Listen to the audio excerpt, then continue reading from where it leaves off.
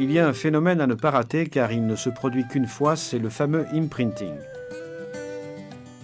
Pendant la période qui va de la 3e à la 6e semaine, le chiot reconnaîtra de manière irréversible sa mère comme son semblable, puis l'homme, et il mémorisera pour toujours les expériences de type social qu'il vivra alors.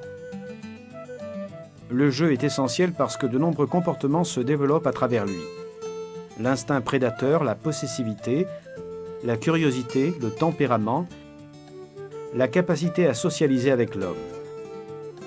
En jouant avec leurs frères et sœurs et avec les adultes, les chiots apprennent les systèmes de communication et les comportements sociaux.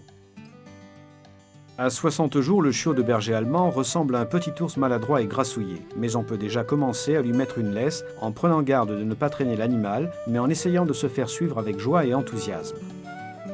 À 4 mois, le chiot distingue les étrangers de son maître et des membres de sa famille.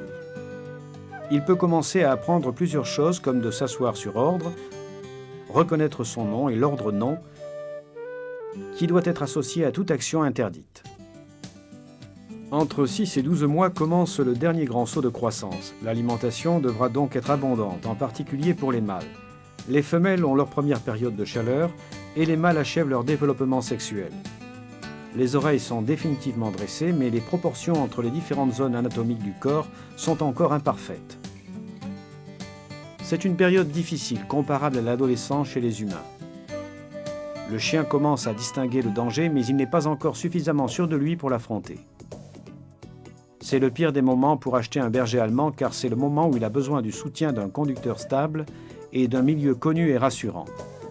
Le propriétaire peut commencer le dressage à l'obéissance. À 12 mois, c'est presque un adulte, simplement moins mûr et plus léger.